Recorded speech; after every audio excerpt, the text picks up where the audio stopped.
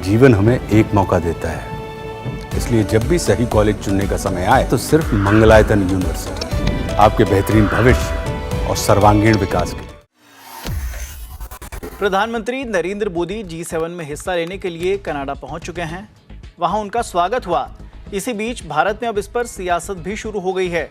कांग्रेस नेता सुरेंद्र राजपूत ने प्रधानमंत्री नरेंद्र मोदी के कनाडा दौरे और G7 शिखर सम्मेलन में भागीदारी पर सवाल उठाते हुए कहा, वो किसी विशेष आमंत्रण पर नहीं बल्कि विशेष परिस्थितियों में वहां गए हैं।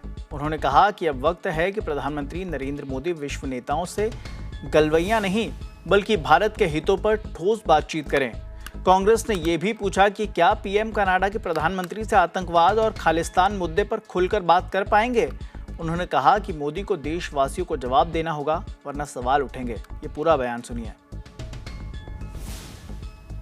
भारत देश का प्रधानमंत्री कनाडा में G7 के लिए गया है, किसी प्रधानमंत्री के किसी व्यक्ति विशेष के निमंत्रण पर नहीं गया है और वो निमंत्रण उन्हें विशेष परिस्थितियों में मिला है, वो सब जानते हैं।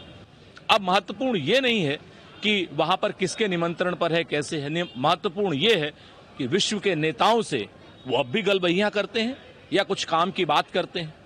वो डोनाल्ड ट्रंप को लाल लाल आंखें दिखा करके उनकी इस बात का प्रतिकार करते हैं कि सीज फायर उन्होंने कराया, ये मना करते हैं, या उनसे गलबहियां करते हैं, उनकी बात मान लेते हैं या चुप रहते हैं। वो जो कनाडा के प्रधानमंत्री हैं उनको आंख में आंख डाल करके कह पाते हैं कि सिख अलगाववादियों को हिंदुस्तान को सौंपिए, या फिर वो वहां पर जो कनाडा के लोग हैं आतंकवाद फल फूलने दे रहे हैं उनके सामने चुप रहते हैं। प्रधानमंत्री श्री नरेंद्र मोदी जी को इन सारी बातों का जवाब देना होगा। युद्ध का युग नहीं है तो सभी जगह पे युद्ध तो हो ही रहे हैं, चाहे इजराइल ईरान का युद्ध हो, रूस यूक्रेन का युद्ध हो, या हमारा और पाकिस्तान का युद्ध हो जो 4 दिन में 3 दिन में लोग बताते हैं डोनाल्ड ट्रंप ने सीज फायर करा दिया था या बाहरी शक्तियों ने सीज फायर करा दिया था। प्रधानमंत्री जी, आप कहना क्या चाहते हैं? आज की डेट में भारत हमेशा बुद्ध का देश रहा है। भारत ने कभी युद्ध की शुरुआत नहीं की है, लेकिन भारत की जो विश्व गुरु की पोजीशन या भारत की जो अग्रणी पोजीशन पंडित जवाहरलाल नेहरू से लेकर के डॉक्टर मनमोहन सिंह तक सारे प्रधानमंत्रियों ने की थी, उसमें आपने इजाफा नहीं किया है। ये आपको जवाब देना होगा।